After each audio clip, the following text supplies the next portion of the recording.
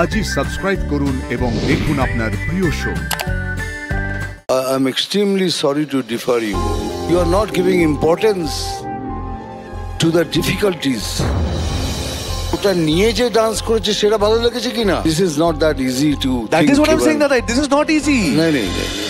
এতদিন ধরে আমরা পূজার পারফরমেন্সেস দেখছি, পূজার নাচ, এবং দারুণ লাগছে। আমি বলছি, আমি একটা ঘটনা শেয়ার করতে চাই। আমি রিসেন্টলি ইউএস ঘুরতে গেছিলাম। সেখানে প্রত্যেকে পূজার ব্যাপারে আমাকে জিজ্ঞেস করেছেন, প্রত্যেকে খুব খুশি ওর পারফরমেন্সেস দেখে।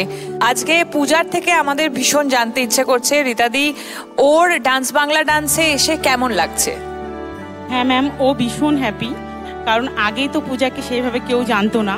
প্রত্যেকটা জায়গাতে পূজা যেখানে ব্যারাকপুরে সবখানে, এমনকি ওর স্কুল যে ইছাপুর, সেখানে প্রত্যেকটা ওরই মতো বাচ্চা যারা ওকে দেখে এখন ওরাও ডান্সে মানে সবাই ভর্তি হচ্ছে।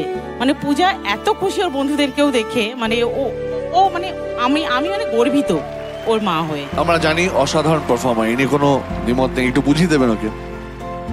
আমার কাছে একটা প্রশ্ন আছে সৈকতের কাছে, সৈকত এবং দেবলীনা। সৈকত, তোর কাছে একটা প্রশ্ন, তুই এটাকে স্ল্যান্ট করার কারণটা কি? What is the reason behind this act? আমরা তো নর্মাল যখন ফ্লোরে নাচ করি তখন তো গ্র্যাভিটেশনাল এর জন্য আমাদের যখন আমরা এটাতে ডান্স করছি অনেক ডিফিকাল্টিজ আছে এটার, কারেক্ট। আর তার সাথে একটা বডি অ্যালাইনমেন্টের ব্যাপার আছে, একটা ব্যালেন্স আছে।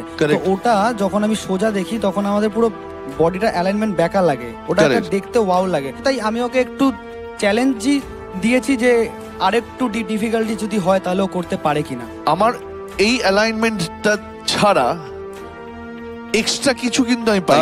I'm sorry to disturb you. বলুন sir. I'm extremely sorry to defer you.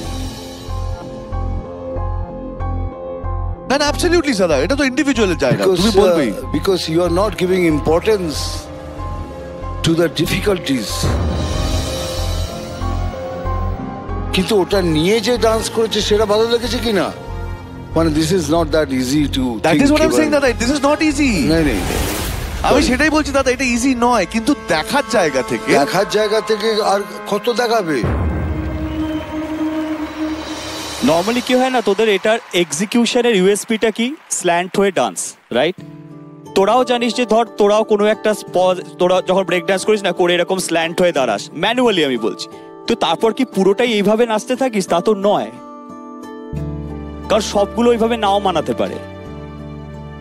But এই যে থিমটা যে পুরোটা আমরা স্ল্যান্ট হয়ে নাচবো, যেটা অডিয়েন্স দেখতে পাবে, সেটা কি সত্যি পুরো নাচটা স্ল্যান্ট হয়ে দেখতে ওই ওয়াও ফ্যাক্টরটা আসবে অন ক্যামেরা এক্সিকিউশনে? এটা একটা বড় প্রশ্ন।